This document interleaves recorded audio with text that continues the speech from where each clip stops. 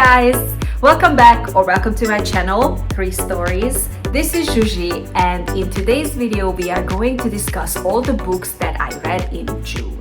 As you can tell just by looking at me, that the temperature in Massachusetts is unbearable, but we will power through this video and then, I don't know, ice cream time.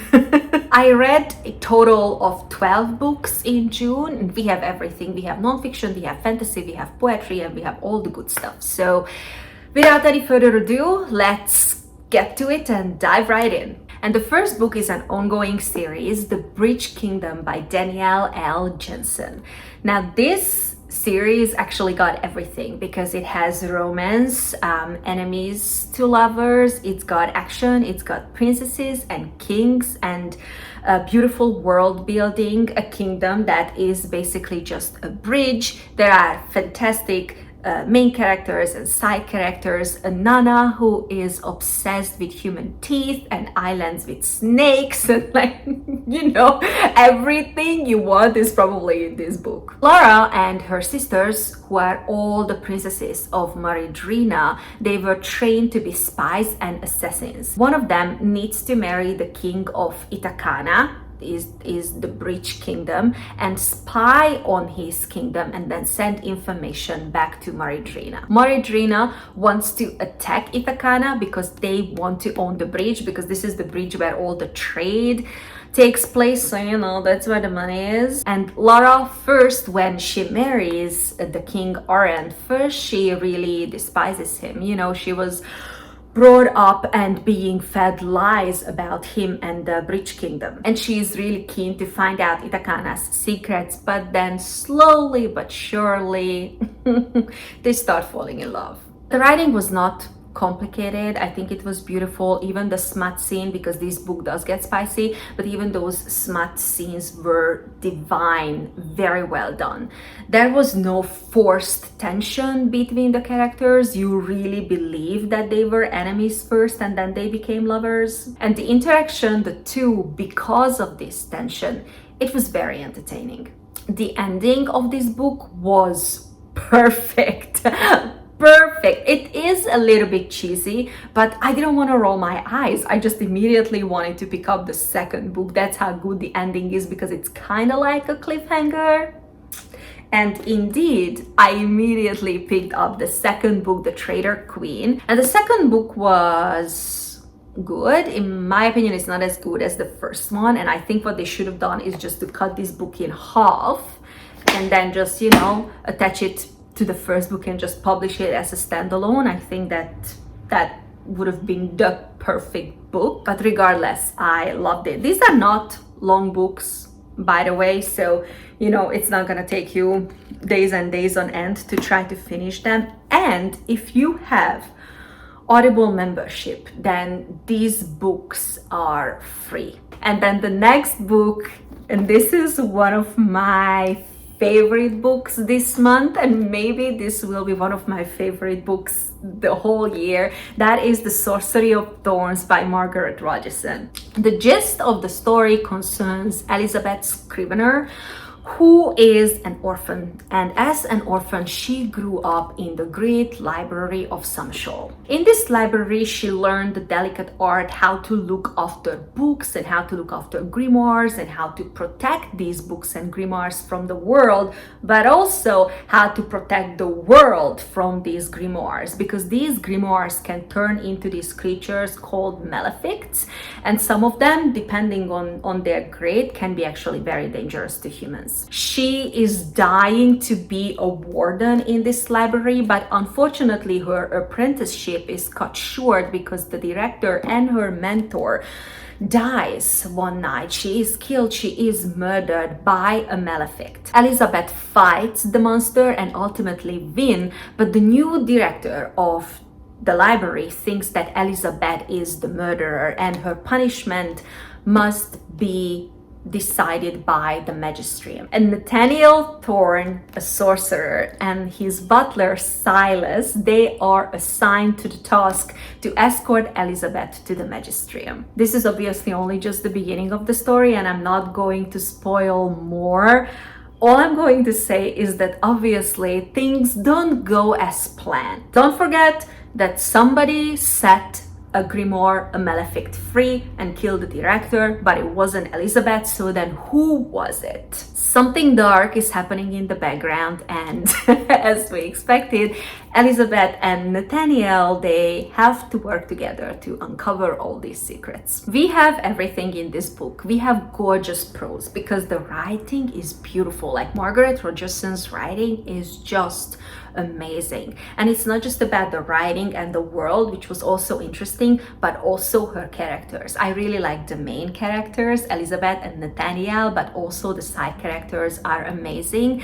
And these characters are able to stand on their own. It's not enough that they exist together, they also exist individually, and there we get their individual stories as well. The banter between Nathaniel and Elizabeth is top notch. I think that Margaret Rogerson does this so beautifully because she did the same in An Enchantment of Ravens, which I also really liked, where we have a very down-to-earth, very serious, like female main character, and then we have a hilarious and immature male character, and the communication and the banter, just like I said, between these two characters is just top notch, and she did it again in this book. And as far as we're talking about the characters, we also have LGBTQ representation in this book. Now, I'm not going to lie, the start is really strong, and then the middle of the book does slow down a little bit, not to the point where it is annoying, at least it wasn't annoying me, but it is definitely slow, but then it will pick up again, so just be patient because that ending is perfect. It was perfect. And that is why I have to ask, like, why the second book? I just don't understand. This second book is, by the way, the cutest little like fantasy book that I ever owned. Like, I like it. I like the cover. That is Elizabeth and that is Nathaniel, by the way. Anyways, this is a super cute book, but I don't understand the purpose of this book. Now, I am hoping, although this is not something that the author, addressed or admitted, but I am hoping that this is just a bridge book and this book is setting us up for a series. That's what I'm hoping for. I adore this book. Just not so much, but it was okay. This was perfect, and oh wow, read it if you haven't. Read any Margaret Rogerson. I think that her books are just amazing. And the next book, I don't want to say this, but I am going to say this. This next book could be possibly even better than Sorcery of Thorns. And that is Once Upon a Broken Heart by Elizabeth Garber. So this book is, to me, it's very unique because it's not enough that it's a fantasy book. And obviously we have world building and character building that is unique to this book. But also it's kind of like a fantasy book mixed with fairy tales because we have everything here. We have curses, we have potions, and honestly, like the true love being the end of it all, like that's so fairy tale-esque, and I just loved it. I ate it all up. It was just amazing. So this story follows Evangeline Fox, who, in order to heal her heart and try to get back the man she loves, who is now marrying another woman, she makes a deal with the Prince of Hearts, Jax. And then she has to learn pretty soon is that probably bargaining with the fate. It was a very bad idea because he, for some reason, got some other plans for her. To me, this book was all about the characters.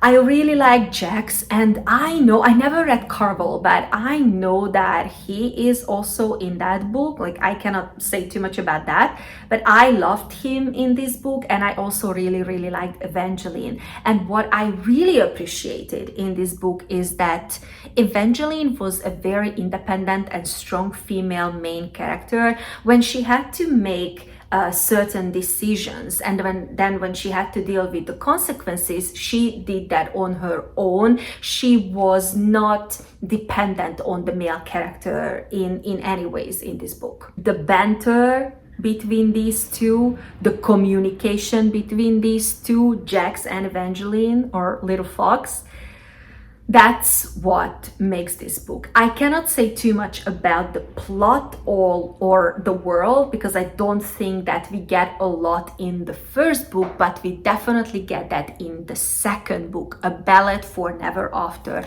which was a fantastic book. Now, in my opinion, in this book, the ending was perfect. And then in the second book, the ending is just cruel. I said it before and I say it again. I don't know what that ending was, but it was so cruel.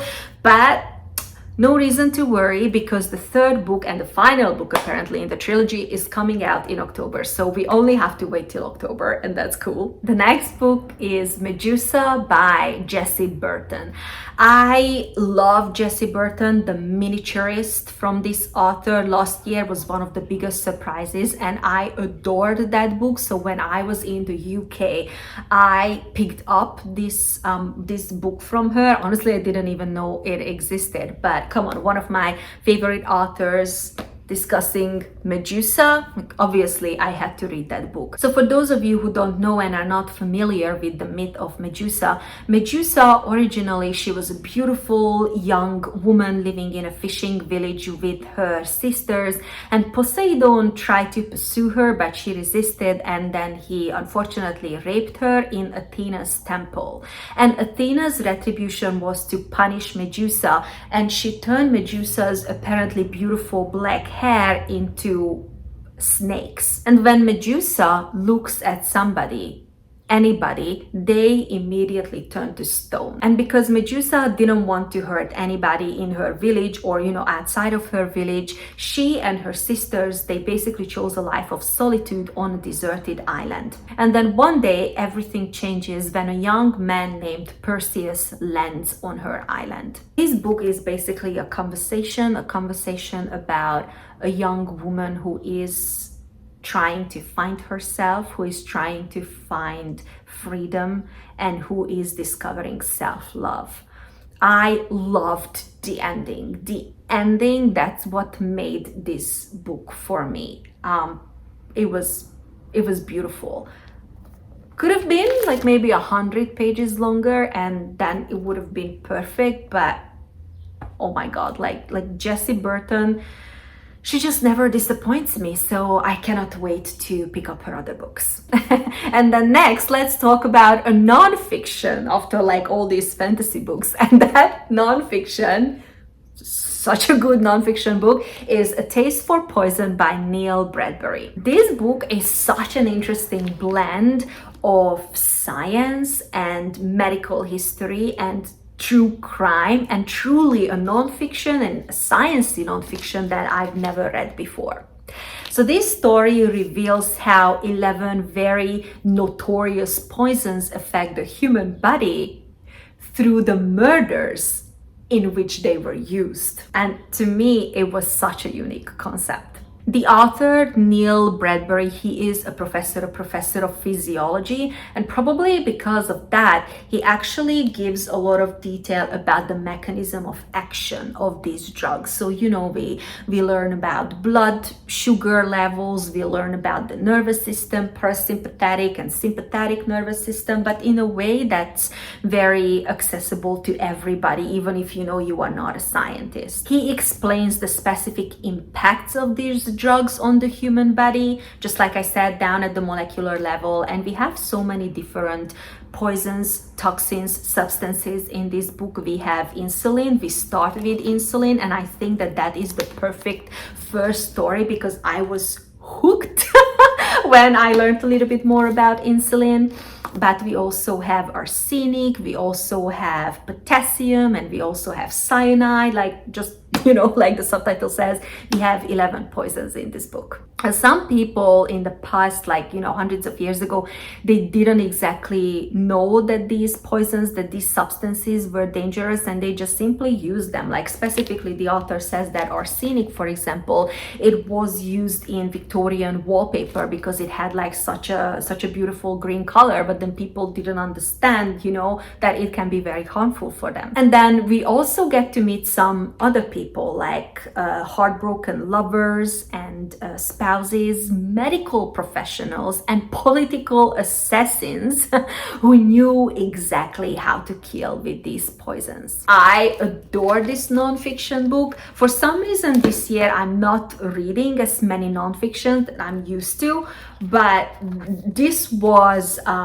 amazing, and this is a perfect example of enjoyable nonfiction, enjoyable sciencey nonfiction. So pick this book up. I think, I don't want to say anything silly, but I think I finished this book in like 24-48 hours because this was really, really interesting. And then the next book, oh my god, it had such an impact on me. That is The Sun and Her Flowers by Rupi Kaur.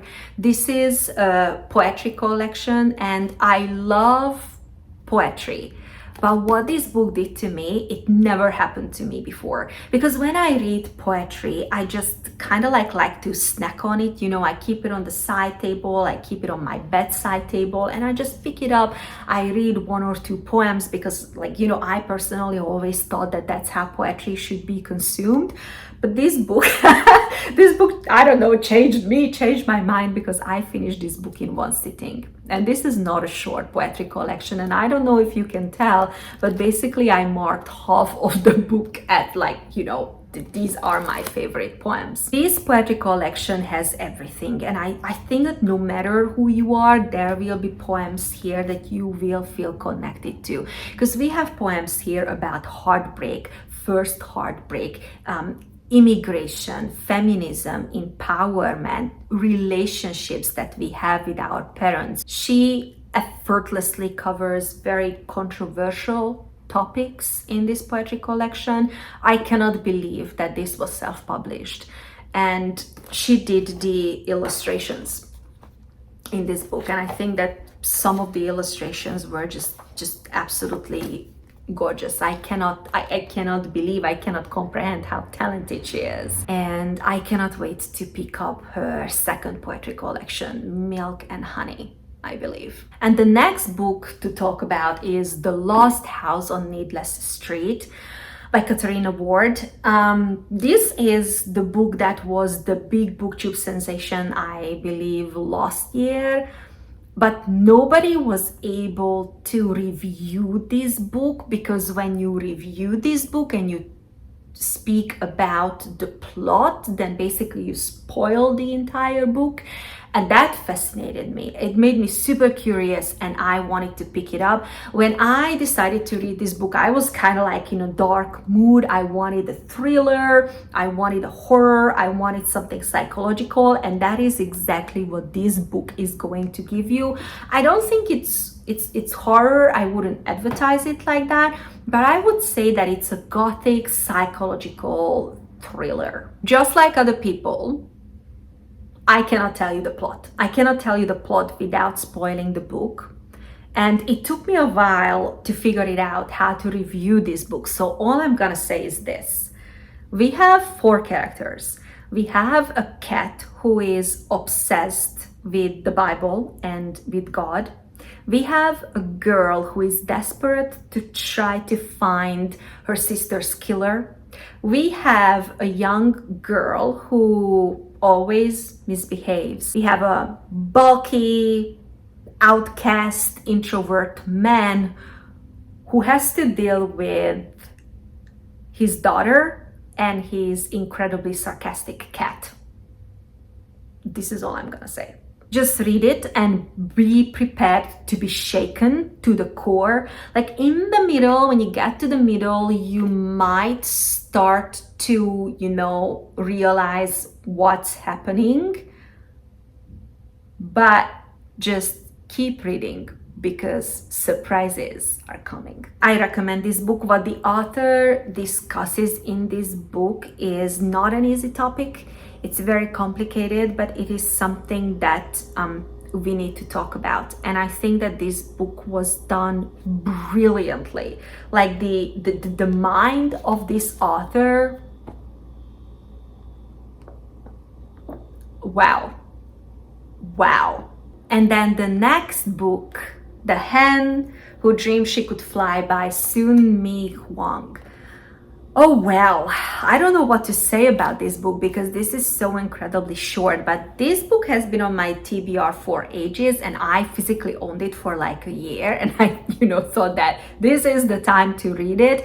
I didn't know anything about this book at a time when I purchased it, other that it is Korean literature translated to English. And I do want to acknowledge the illustrator and the translator. The translator is Chi Young Kim, and the illustrations were done by Nomoko. This book is full with illustrations and drawings, and I think that they are beautiful. And this is a very beautiful little novella, but it was not about what I thought it would be. For some reason, I genuinely thought that this would be just, some kind of feminist little novella about female empowerment or something like that, and it's not. And I have to say this because I want to warn people out there. So, it's a very minor spoiler. I might put spoilers up here for a second, but this book is an adoption story, and I know that can be very triggering for some people out there. That is why I'm mentioning it. This is a story of a hen named Sprout who is tired of laying eggs just for the weasel to come collect the eggs and then sell the eggs. She's tired of that. She wants to have an egg on her own, and she wants to hatch that egg. This is a book that is written in a very simple language, but I think that it's got a beautiful message because life is tough, but if you have the power to find the light and the joy inside you, that everything will be just fine. So hold your head up high. If I needed to summarize the message of this book, probably this is how I would describe it. And then last but not least, the fantasy book of the month, probably the fantasy book of the year, The Daughter of No Worlds by Carissa Broadbent. This is my first book from the author. I know that she has another series that is going around and it's a big sensation, and I definitely want to read it. This book, oh wow, blew my mind.